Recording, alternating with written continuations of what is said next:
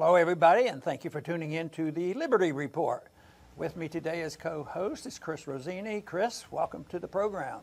Good morning, Dr. Paul. Very good. And Chris, I'd like to visit with you on the subject of homelessness. It's in the news all the time, especially recently it's been in the news to show it's accelerating. Most people ignore this because things are supposed to be rosy, and even today we saw some statistics. I mean, unemployment is so low, and they're looking for workers, and everything seems to be all right. And the Federal Reserve still trying to make sure that inflation is above 2%. And yet at the same time, if you look at the unemployment and the homelessness in New York City and LA, two giant cities, we find out that this is something that is accelerating, sort of under the radar. They don't talk much about it, but the statistics are showing. And I just bet if we visit with this on this subject, we could find a couple government reasons, government responsibility for causing this crisis, because it just seems like that is not a natural consequence of a free market economy where people are out in the streets and they're homeless in a wealthy country. So what are your thoughts on this? Do you think the government could possibly have some responsibility for homelessness? I think so, Dr. Paul. In fact, if we were to ask 10 people, this is just my thoughts, I would think that 9 out of 10 would say that the homelessness, well, that's the government's problem. So they absolve themselves of it, and there's a big problem with that government is terrible at everything it does. I mean, that's just the way it is. Yeah. Politicians want votes and campaign donations, and the homeless are not going to provide either of those things. And the government also has different incentives. You know, in free and private life, you're rewarded with more money to solve problems. Government, it's the opposite. It's when things go wrong, the government says, we need more money. Whether it be the schools or failed wars, it's always more money for failure. And in this case, it's the homeless, the most vulnerable people in our society, who have to get the short end of the stick of it. And I think you're absolutely right on that, because if you look at the current news, when they do put an article out about it, you know, whether it's even San Francisco, LA, New York, it's always, we need more money. You know, we need to build more homes for the homeless. And then when you look at it, you know, they've been doing that for a long time. They've had a lot of public works projects where they build public housing. And they last for a while because the building looks good and clean. But then with the problems of the drug war coming in and crime and the lack of responsibility because it's not their home, all of a sudden those things deteriorate, and then they have to tear them down or they fall down. And then where do those people go who have been dependent on this inefficient way of government providing homes? They end up out on the street. And yet it is a result of the government program. And I think it's proper to use the charge made that if you subsidize something, you'll get more of it. So if you subsidize and try to solve problems of the homeless by just pouring money into it, who knows, you might get more of it. And that's what I think is coming. There was a big boost in homelessness after the crash in 2007 and 8, which housing for the poor did improve some, but we're back in a very vulnerable territory. It's still bad. And I'm just thinking, you know, those of us who believe the economy may well turn down sharply in the not too distant future, what's that going to do to homelessness? And I think it's going to increase it gigantically. Yes, and whenever you hear government care, think crony care, because government has to use private corporations, whether it be construction companies for public housing or food distributors, clothing companies. And there's no better customer than the government because they're using taxpayer money. It's not theirs. So they can charge $500 for a hammer, $1,000 for a screwdriver. That's the best. They're not real customers. They're just handing over taxpayer money. So, but this is what we're always exposed to. We need government and private solutions to these problems. Well, that means that the taxpayer is going to get hit hard and homelessness will continue to rise. you know, when builders go and try to accommodate, even in the private market and trying to do a serious job, they're burdened with a lot of regulations, federal regulations. I don't think the founders ever envisioned that the federal government would be dictating details on how you can build a house in the various states. But there are a lot of building codes, and it's all done for safety and protection of the consumer. And of course, that builds up the cost, and then a lot of people, then can't afford the houses. And then if you have rentals, there's some of the people say, well, they can't afford it, so we'll have rent control. We'll put rent control on housing, and then the rent control doesn't solve the problem either, because the builder and the owner can't maintain it when the rent controls are on. So then that fails, and that contributes to homelessness and poverty. If I had to pick one item that I think is the most important on why people don't have a place to go every single night, I would say it's in the terms of economic. They don't have enough money, and if everybody had plenty of money, they could. But the government looks at that and say, you're right. They don't have enough money, so let's just give them more money. And then, of course, that distorts the market. But they might not have enough money because of the inflation. It's the cost of housing is way out of proportion.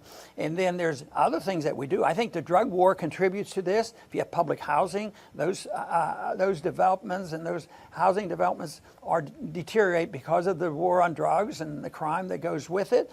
Then also, when you think of it, war itself contributes to this. We're out there around the world in so many countries, and in these last 15 years, there's been so many people who have suffered physical injuries, and also the stress of being over there. They come back and they can't get a job. Their minds are all mixed up, and there's an epidemic of suicide. And who knows, maybe someday somebody will do a relationship between homelessness of veterans and suicide, because everybody knows now that there's supposed to be 22 a day that commit suicide. That's just, to me, unbelievable. But in a way, that's probably all connected. So it's connected to the war. So instead of that money, in the Henry Hazlitt motivation, or a story about, instead of what? We spend the money over in these wars, instead of leaving it in the economy, which might generate housing at a much lower level without inflation. And yet it compounds the problem, because people come back from war and they're homeless, and they're sort of invisible. But there's another group, Chris, that I think we shouldn't ignore. It's not exactly homeless. It's almost a compensation for people not owning their homes.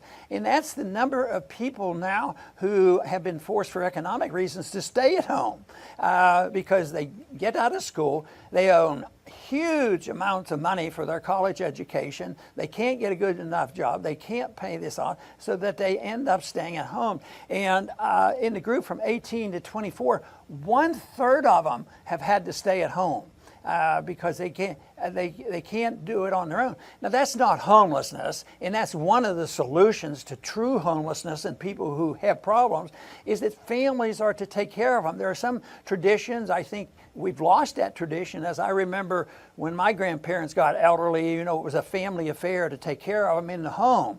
And that's quite all right. That's quite different. But now, of course, it's much different, because there's so much inflation and so much distortion, and the unemployment rates, although they say they're wonderful, down to nearly 4%, and there shouldn't be any problem. Why are there so many people without homes?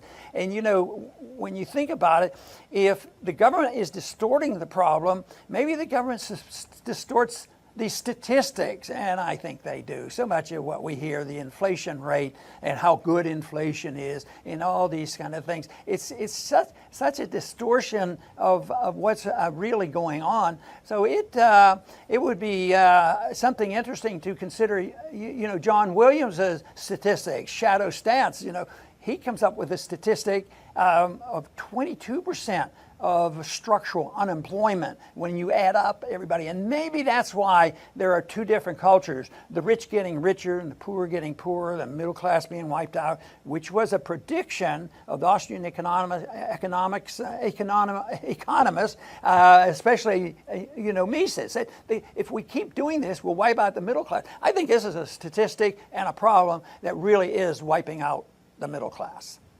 Yes, and government legally forbids the homeless from even working, because who knows how many businesses out there would hire somebody to either sweep the floors or wipe the windows, whatever, for $4 or $5 an hour, and a homeless person would take it in a heartbeat. But then government steps in and says, oh, no, you're not paying anything less than the minimum wage. So the homeless person has to go back to the street, and the businessman will sweep his own floors or have one of his employees just add another job to somebody that already works for him. But if that isn't bad enough, there's now laws that you can't even feed the homeless. People are getting into trouble by just trying to feed somebody that's laying on the street. So government prevents you from hiring them and from feeding them. And this is what happens when you look to government for solutions. And Chris, there's a similarity to that in medicine. If somebody, I myself didn't get involved in Medicaid on principle because I didn't think that was a proper thing to do. But let's say you're a doctor and you're taking care of Medicaid patients and you have a $100 procedure and Medicaid will pay $50. Or $40 a month. So they say, well, he's going to do it. It's not what he would ordinarily earn, but I'm going to help out, and I'm going to take care of this patient for $40. And then he decides, well, maybe I should have a copay with him.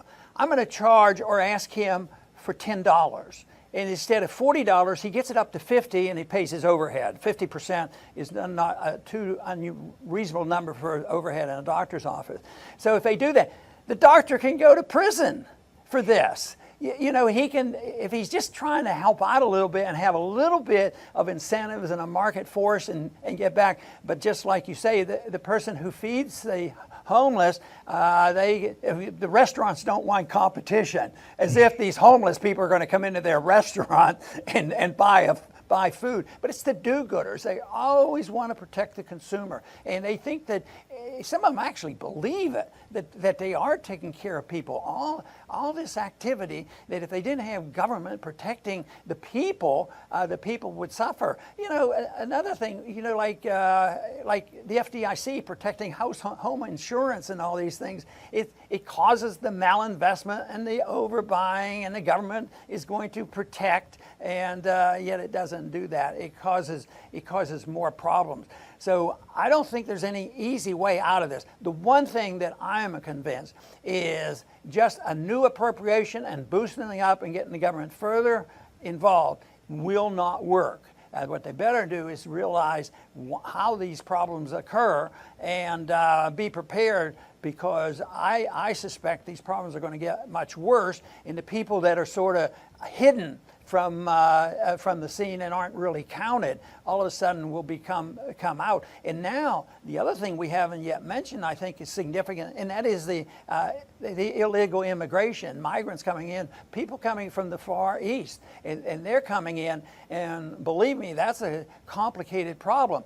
And as a libertarian, I'm pretty open to a fair and fairly open migration problem, but when migrants come in, and they come in illegally, and they go on welfare, and they become a voting bloc, and they're on the streets as well, that is a different story. And right now, because of our wars, once again, in the Middle East, Europe's suffering much more than we are. But the hundreds of thousands of people migrating and walking from the Middle East as a consequence of the wars we have financed, and they're continuing. Do you think we're less involved in Syria, less involved in Iraq, less involved in Yemen? No, this is going to continue until we run out of money. I'm afraid it's going to be a little while, but sometimes when a country runs out of money, you have a cataclysmic end, and that, of course, is not only would I like to prevent it, I would like to have people understand what the solution is once it occurs.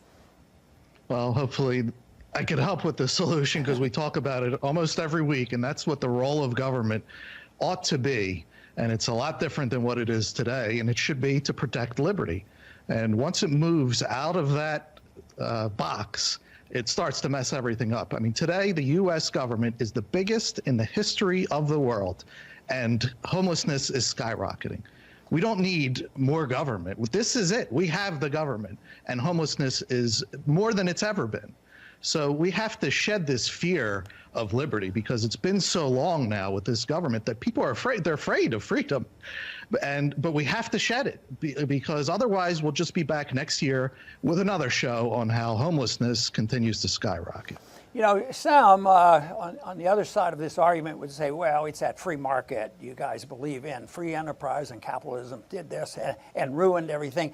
And that's why you needed these government programs. But now that they're not working, what we need is more. And of course, that's why people on the campuses will listen to Bernie Sanders say, yes, we need socialism. That is the answer, to have socialism and solve all these problems.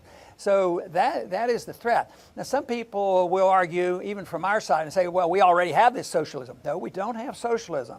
We have interventionism, we have inflationism, we have big government interference, and that is something that never works, because it always generates more and more government until finally the market breaks down.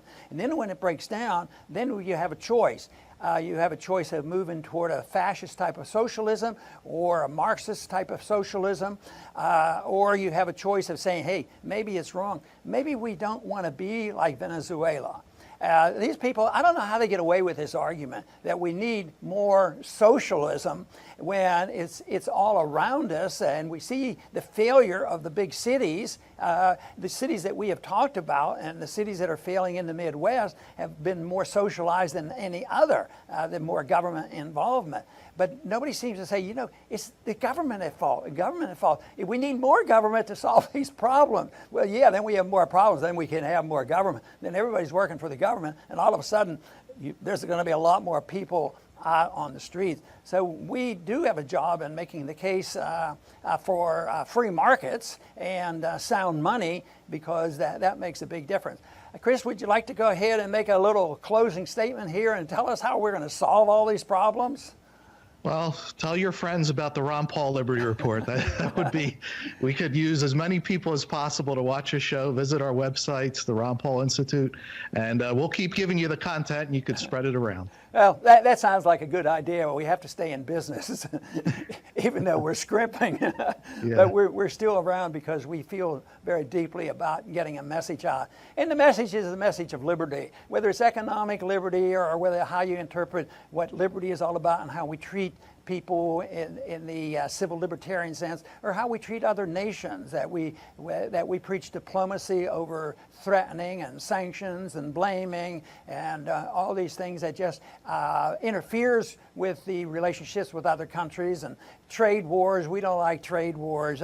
We like liberty, and we think the government does have a responsibility if there's a necessary for defense, but not offense. And if it's necessary, that we will use it. But we limit the responsibility of government. The government should be there, and the founders wanted it to be this way. The government should be there to protect our liberty. I think that would be a sound goal that we should follow. I want to thank everybody for tuning in today to the Liberty Report. Please come back soon.